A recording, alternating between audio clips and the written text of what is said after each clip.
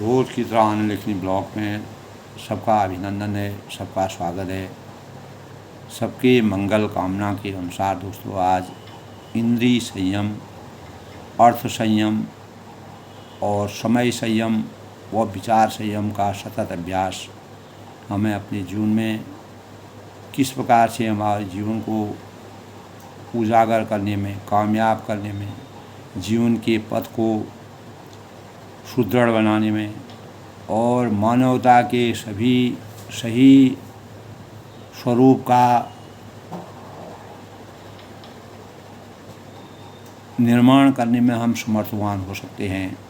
तो इंद्रिय संयम मानव के लिए नहीं दोस्तों, प्रत्येक मानवीय जीवन के लिए किसी भी रूप में वह अवतीत हुआ है इस सृष्टि में। तो पशु और मानव में दोस्तों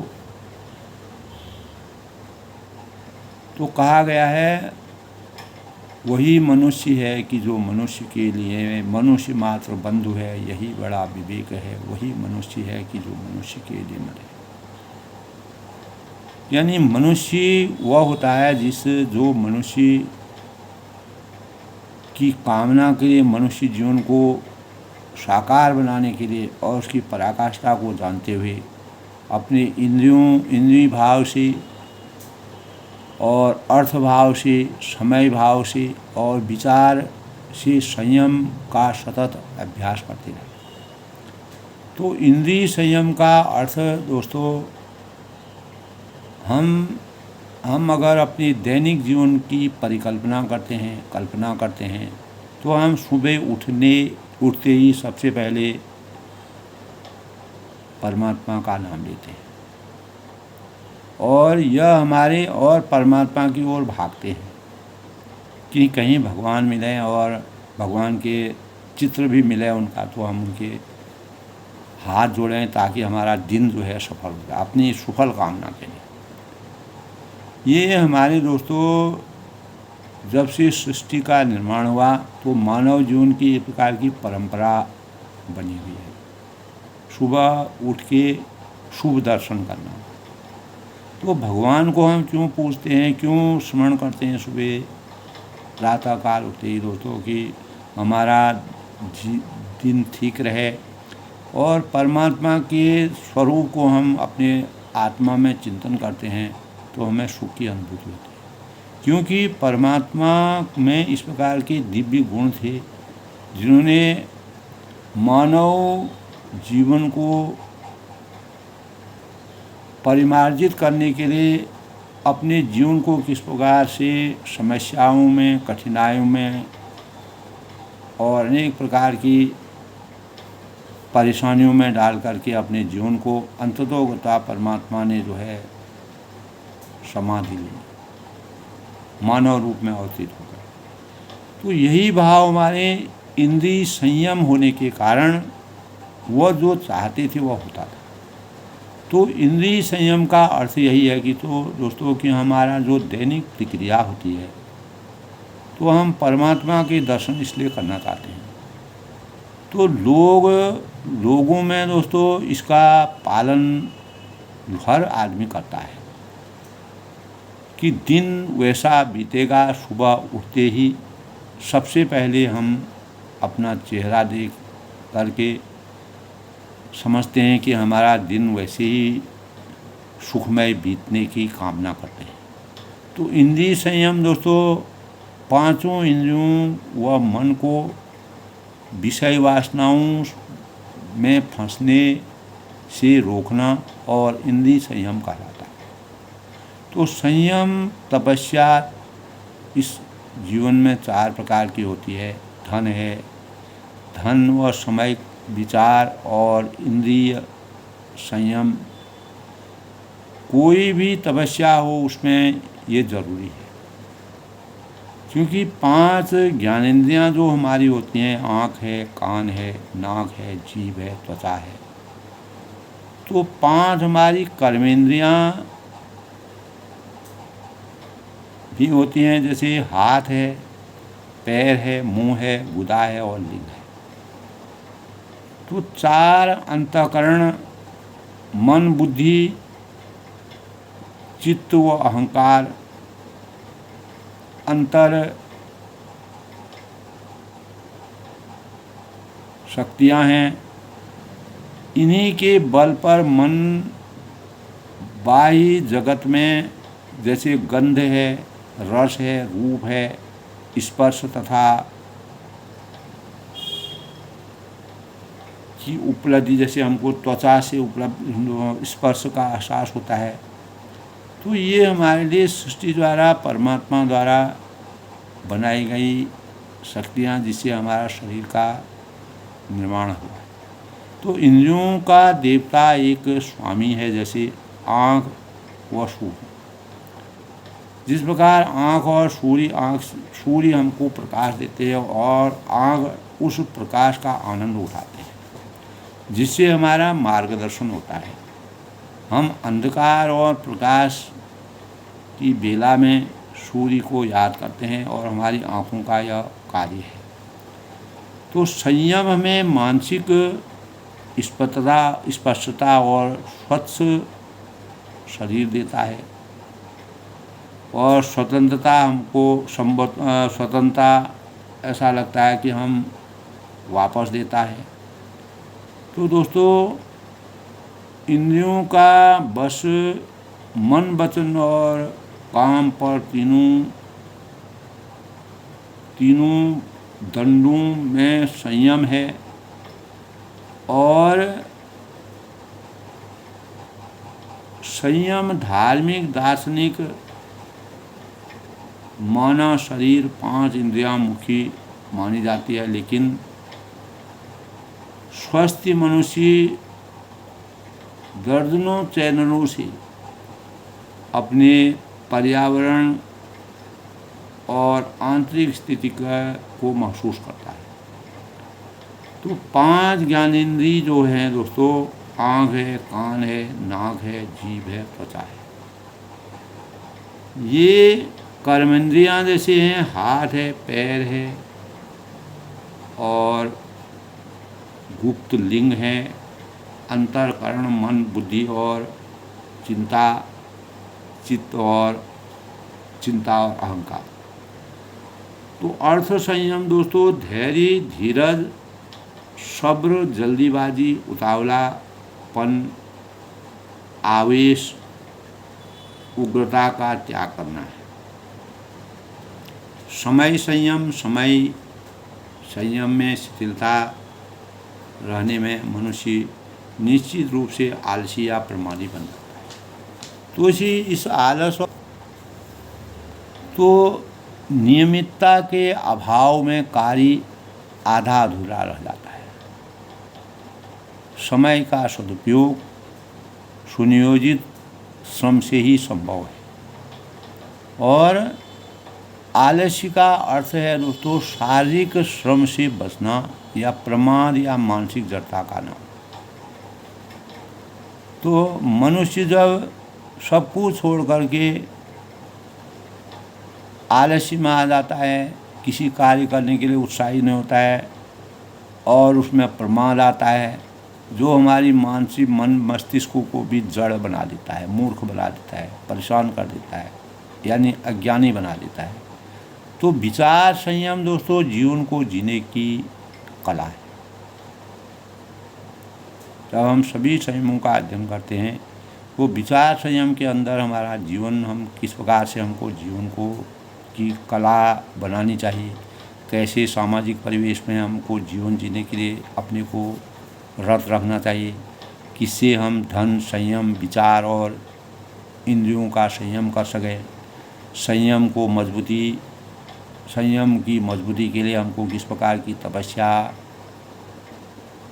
में अपने स्वरूप को सजो कर रखना चाहिए। तो इस पर हमारा धन यानी विचार संयम जो है आधारित रहता है। तो इस प्रकार दोस्तों जब हम प्रत्येक मानव के अंतःकरण में अनेक प्रकार की फितरतें रहती हैं, अनेक प्रकार के भाव रहते हैं, अच्छे भाव और बुरे भाव। तो सुख की खोज और इंद्रियां मन की इन खोज को पूरा करने का विषय भोगों में लिप्त होने व इसमें रमने का प्रमुख माध्यम है।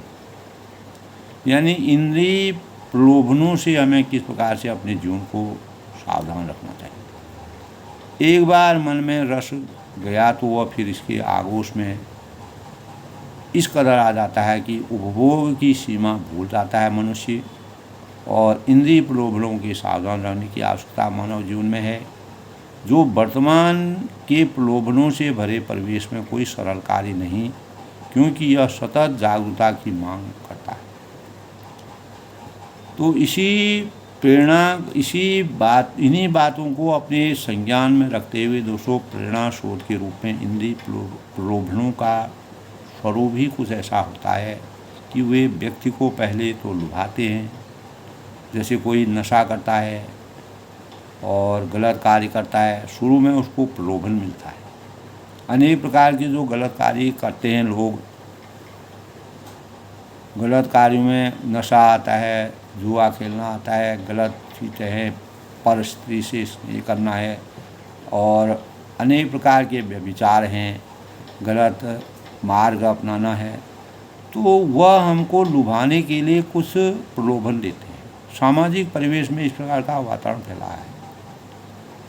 तो इनसे हमको सावधान रखने के लिए कितने प्रकार के संयमों की ज़रूरत होती है।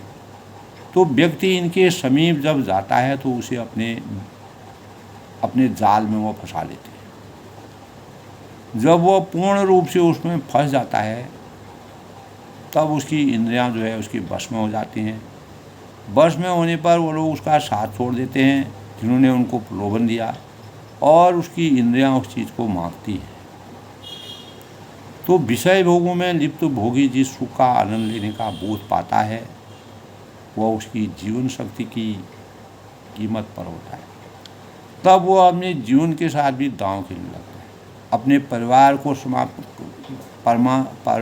को परेशान करता है। हर सुख भोग की व्यक्ति अच्छी खासी कीमत चुकाता है। अंत में वह ठगा हुआ सा अनुभव करता है। जब उसके पास कुछ नहीं रहता है तो वह ठगा हुआ अनुभव करता है। मात्र क्षणिक सुख की नश्वरता के बोझ के बीच में दोस्तों शमशान बैरागी जैसी मोह भंग की स्थिति जब आती है, जब हम शमशान में जाते हैं, वहाँ पर किसी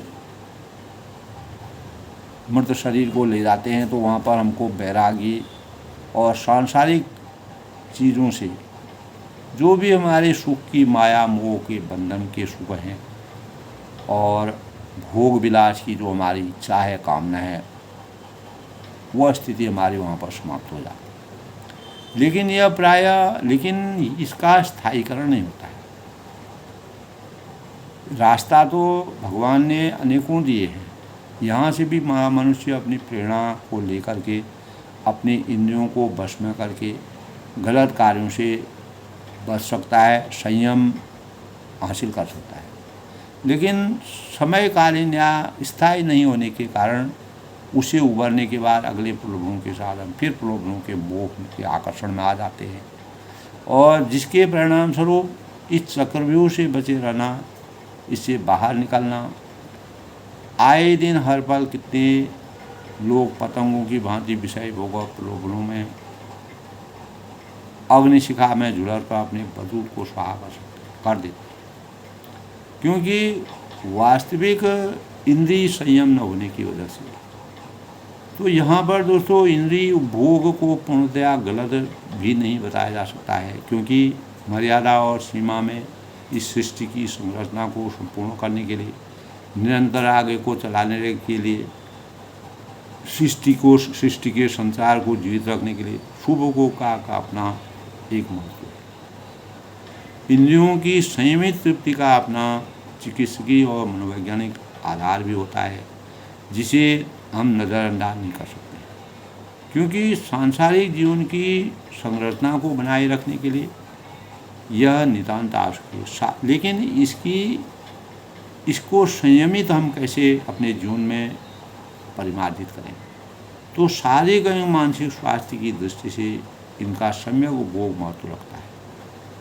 लेकिन प्रलोभनों के मायाजाल में अगर हम आएंगे तो इंद्रिय व मन का अतिशय उपभोग निंदनीय होता है, जिससे हम अवहेलना के पात्र बन जाते हैं, हम हजारों लोगों की नज़रों में आते हैं और गलत कार्यों की ओर प्रेरित होते हैं। तो हमारा जीवन मतलब सामाजिक परिवेश में हमको सही नज़रों से नहीं देखा जाता है। तो असंयम किसी भी रूप में हितकर नहीं होता है, जिससे उबरना, साधना, आंतरिक प्रगति हर दृष्टि से उसमें हमारा जीवन अभीष्ट नहीं रहता है। तो इस प्रक्रिया से जब प्राण आवश्यक उपयोग के बाद संरक्षित होता है, संचित होता है, तो व्यक्ति प्राणवान बनता है। दोस्तों, ओजस्वी बनना और प्राण विचारों में तेजस्वी और व्यक्तित्व को वर्चस्व स्थापित करना, लेकिन इसका आधार इंद्रिय संयम होता है। तो अतः हर युग में मानव प्रकृति के विशेषज्ञों की एक ही बात कही है कि इंद्रिय प्रलोभनों से हमेशा सावधान रहना चाहिए, जिसके परिणाम स्वरूप अपने संयमों को सही ढंग से कामयाबी हासिल कर सकते हैं। यदि कोई व्यंजन या आहार बहुत स्वादिष्ट लग रहा है तो उससे सावधान रहना चाहिए। वह हमारे स्वाद में वो अच्छा लगेगा, लेकिन हमारे शरीर को विकृत कर सकता है। तो इसके असीमित उपभोग से बचना चाहिए। इसी प्रकार हमको गलत कार्यों के असीमित उपभोग से बचना चाहिए। इसका सीमित होकर उपभोग करना, यही जीवन के अन्य भोगों के संदर्भ में भी दोनों सत्य है, इसको हम नकार नहीं सकते हैं। जो व्यक्ति स्वास्थ्य एवं संतुलन की दृष्टि से हितकारी रहता है, तो इस संदर्भ में दोस्तों असंयमित आचरण के दुष्परिणाम व्यक्ति को तत्काल ही भोगने पड़ते हैं। जो कहते हैं कि यह लोक और परलोक न, इसी लोक में हमको उसका भोग करना पड़ता है, जो न संभलने पर आगे चलकर गंभीर दुष्परिणाम लाते और देखे जा सकते हैं। इस प्रकार का परिवेश हमको दिखाई देता है। तो श्रीमद् भागवत गीता में दोस्तों के अध्याय 2 श्लोक 62 और 63 में भगवान श्री कृष्ण मोहग्रस्त अर्जुन को इस संदर्भ में सचेत करते हैं कि इंद्रिय विषयों का चिंतन करते करते मनुष्य की इंद्रिय विषय में आसक्ति हो जाती है, और आसक्ति से काम और इससे क्रोध प्रकट होता है। क्रोध से मोह, मोह से स्मृति लोप होता है, और जो बुद्धि के विनाश का कारण बनता है, मानव की अवहेलना का कारण बनता है। अंत में जो है वो अंततः जो है व्यक्ति का अधःपतन हो जाता है।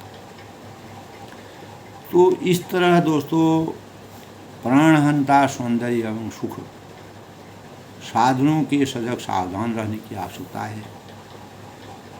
अपार महत्वाकांक्षा, अपार अपेक्षाएं, अपार सुख की अनुभूति करना, अपार इंद्रियों के प्रलोभन में आना व्यक्ति की बुद्धि को भ्रमित करते हैं, और घातक आकर्षण बनकर कोई भी जीवन है, किसी भी जीवन में जीवन शक्ति को, मनोयोग, एकाग्रता और भावात्मक संतुलन को डामाडोल कर सकता है। तो निस्तेज और विक्षिप्त संतप्त अवस्था में ला छोड़ते हैं। यदि हम अपने स्वामी आप हैं, हम अपने जीवन के बारे में खुद जानते हैं, हम अपने जीवन को दुख और सुख की अनुभूति में कैसे डालेंगे, ये हमारे दैनिक जीवन के कर्म होते हैं। तो हमारा अधिकार है कि हम इन आकर्षणों, प्रलोभनों से किस तरह से निपटें, इससे कितना संभव हम अपने जीवन को बना सकते हैं, और जिसके परिणाम स्वरूप दोस्तों नियमितता के अभाव में कार्य हमारा आधा न छूटे। सभी प्रकार की संयमों का सही ढंग से अद्यतन प्रयोग करना इंद्रिय संयम है, अर्थ संयम है, समय संयम है, विचार संयम का सतत अभ्यास हमको अपने जीवन में करना चाहिए। इंद्रिय यानी हमारे पांचों इंद्रियों व मन को अनेक प्रकार की विषय वासनाओं के फंसने से हम बच सकते हैं, अपने जीवन को रोक सकते हैं। हमारे जो 5 ज्ञानेंद्रियाँ होती हैं, कर्मेंद्रियाँ होती हैं और हमारे अंतःकरण के जो विचार होते हैं, उनमें जब तक संयम नहीं होगा और उनमें जो सही भावों की तरफ दैनिक जीवन में हम उनको सही ढंग से परिमार्जित नहीं करेंगे तो हम वास्तविक इंद्रियगत सुख की अनुभूति प्राप्त नहीं कर सकते हैं। तो दोस्तों, आज आनंद लेखनी ब्लॉग में प्रेरणा स्रोत के रूप में इंद्रिय संयम किस प्रकार के होते हैं, हमको समय का कैसे सही ढंग से सदुपयोग करना चाहिए, और अर्थ संयम क्या होता है, इंद्रिय संयम क्या होता है, समय संयम क्या होता है, विचार संयम क्या होता है, इनका सतत अभ्यास करके अपने जीवन को उजागर करना चाहिए। तो हमारे जीवन में अगर हम अपने जीवन के बारे में पूरा, अपने इंद्रियों के बारे में पूरा सुख की खोज करना चाहेंगे तो वास्तविक सुख हमको कर्म करते हुए, फलों की आसक्ति को परमात्मा में छोड़ते हुए संयमित सुखों से अपने जीवन को उदार बनाने की आवश्यकता है। और जो इंद्रियों के प्रलोभनों से, जो प्रलोभन हमको इंद्रियों को विकृत करने के जो प्रलोभन मिलते हैं, उनसे हमेशा सावधान रखने की आवश्यकता है। यही आज के विचार मंथन और इंद्रियगत सुखों और परेशानियों की विवेचना है। दोस्तों, हमें अपने जीवन में सही परिवेश के लिए और वर्तमान प्रलोभनों से बचने के लिए कार्यों की सरलता और अपने सत्कार्यों में रत रह के सतत जागरूकता की ओर अग्रसित होना चाहिए।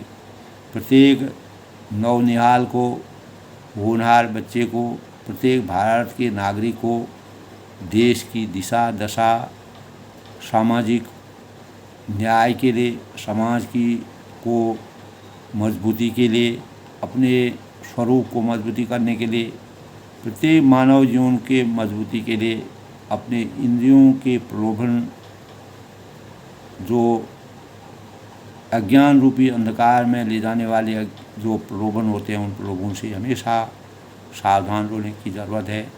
तभी हम अपने जीवन में दोस्तों इंद्रिय संयम, अर्थ संयम, समय संयम और विचार संयम का सतत अभ्यास करके अपने जीवन को प्रेरणा के स्रोतों के स्वरूप में उभार सकते हैं। प्रत्येक मानव को सही रास्ता दिखा सकते हैं और मानव जीवन की सही परिकल्पना करने में अपना अभूतपूर्व योगदान दे सकते हैं। सबके मंगल भविष्य की कामना के साथ प्रेरणादायी विचारों में सभी का अभिनंदन है, स्वागत है। सबके मंगल भविष्य की कामना।